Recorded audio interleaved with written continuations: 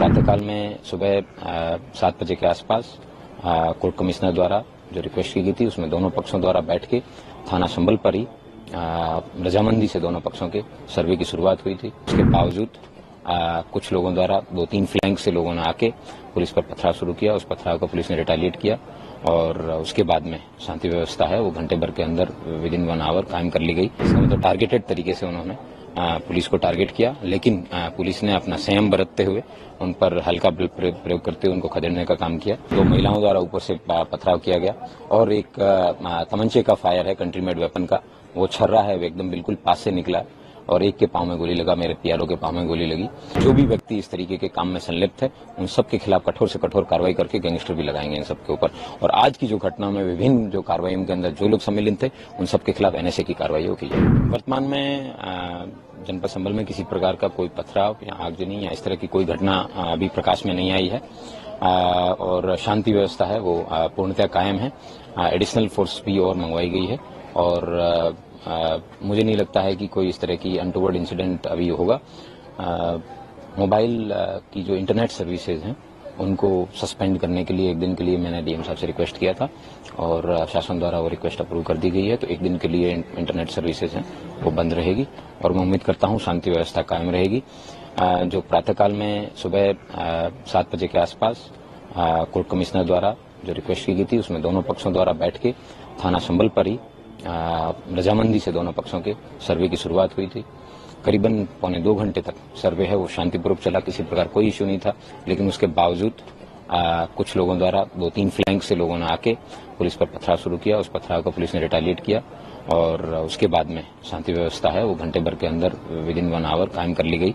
उनके द्वारा पुलिस की कुछ जो प्राइवेट जो व्हीकल्स थे उनको टॉर्च किया गया, जबकि वहां से कुछ 10-15 मीटर दूरी पे उनके जनता के अपने भी गाड़ियां थी लेकिन उनको उन्होंने टच नहीं किया। इसका मतलब टारगेटेड तरीके से उन्होंने पुलिस को टारगेट किया, लेकिन पुलिस ने अपना संयम बरतते हुए उन पर हल्का बल प्रयोग करते हुए उनको खदेड़ने का काम किया और मैं उम्मीद करता हूं कि इसी तरीके से संबल पुलिस है वो जनपद संबल की सेवा में लगी रहेगी। सर, एक जरूरी सवाल पर जो अपडेट सबसे गंभीर निकल कर आई है कि इलीगल वेपन्स का जो सर पूरा देखा जाए तो रेजिडेंशियल इलाका है, इलीगल वेपन्स के ऊपर अगर पुलिस से फायरिंग होगी तो बाकी लोग कैसे सेफ है, ये एक इशू ये एक इम्पोर्टेंट कंसर्न है क्योंकि जब थाना नखासा सेक्टर के अंदर डीएम साहब मैं और डीआईजी साहब वगैरह सब लोग पेट्रोलिंग पे जब जा रहे थे और एरिया डोमिनेशन के लिए, तब 2 महिलाओं द्वारा ऊपर से पथराव किया गया और एक तमंचे का फायर है, कंट्री मेड वेपन का, वो छर्रा है, वो एकदम बिल्कुल पास से निकला और एक के पांव में गोली लगा, मेरे पीआरओ के पांव में गोली लगी।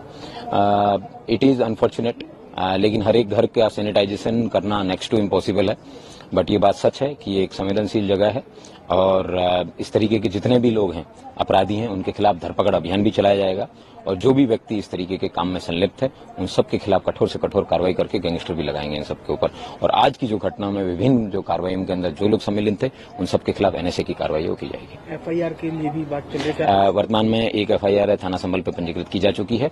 जितने भी मजरूब हैं, पुलिस के करीबन 20-22 लोगों को चोटें आई है, उन सब लोगों द्वारा अपना बयान दिया जा रहा है और उनकी जो है मेडिकल भी करवाया जा रहा है और उनके द्वारा अपनी एफआईआर है वो रजिस्टर की जा रही है। 21 लोग को डिटेन किए गए हैं अभी तक, जो आपने बताया डिटेन किए गए, 2 फीमेल है 19 मेल है। क्या कुछ खबर कुछ बताया उन्होंने, क्या कुछ था पूरा, क्या माइंड वॉश किया गया क्या? क्योंकि सर उन लोगों के मोबाइल से चेक किए जा रहे हैं to understand whether there was any conspiracy और नॉट, कि किस तरीके से इकट्ठे होकर एक साथ 3 फ्लैंक से ये लोग आए, जबकि वहाँ पुलिस की फोर्स भी मौजूद थी। विभिन्न चौराहों पे पुलिस द्वारा प्रॉपर डिप्लॉयमेंट किया गया था। ये बात उल्लेखनीय है कि जिस तरीके से इन लोगों द्वारा इकट्ठे हुए तो उस कंस्पिरेसी का पता लगाया जाएगा और उस पर भी अभियोग पंजीकृत करके कार्रवाई निश्चित की जाएगी। नाबालिग बच्चों का सर इन्वॉल्व होना पत्थरबाजी में एक चिंताजनक विषय आप लोगों के लिए? मेरे लिए कोई चिंता की विषय नहीं है, क्योंकि जो भी व्यक्ति पत्थर चलाएगा उसको फिर प्रॉपर तरीके से उसको रिटेलिएट भी किया जाएगा, जवाब भी दिया जाएगा। लेकिन मैंने तब भी 3 बार लीगल तरीके से मजमा नाजायज है उसको डिक्लेयर करने के बाद में लोगों से आगाह किया था कि अपने जो है अपना भविष्य को बर्बाद ना करें, आप लोग शांतिपूर्वक अपने घर चले जाएं। लेकिन उसके बाद भी उन्होंने अपने कानून को अपने हाथ में लेने का प्रयास किया, इसलिए जो कार्रवाई है अमल में लाई आखिरी सवाल सर, डिप्टी कलेक्टर के फ्रैक्चर है, उनकी ऐसी तबीयत है, 20 पुलिसमैन 3 सीनियर ऑफिशियल्स भी इंजर्ड है, सबकी तबीयत कैसी है फिलहाल, सब ठीक है? सभी लोगों का मेडिकल है वो जनपद जो थाना स्थानीय यहाँ पे करवाया जा रहा है। लेकिन एक मेरा कांस्टेबल है जिसको यहाँ पे सिर पे हेड इंजरी है, वो एक बड़ा पत्थर है वो उसके सिर पे आगे लगा सीधे, उसको मेरठ मेडिकल कॉलेज में उसका ट्रीटमेंट चल रहा है, जिसकी उसकी स्थिति चिंताजनक है। बाकी लोगों की जो ट्रीटमेंट है वो यहीं से चल रहा है और सभी लोग अपना अपना ड्यूटी पे करना, duty is more important then the health many times I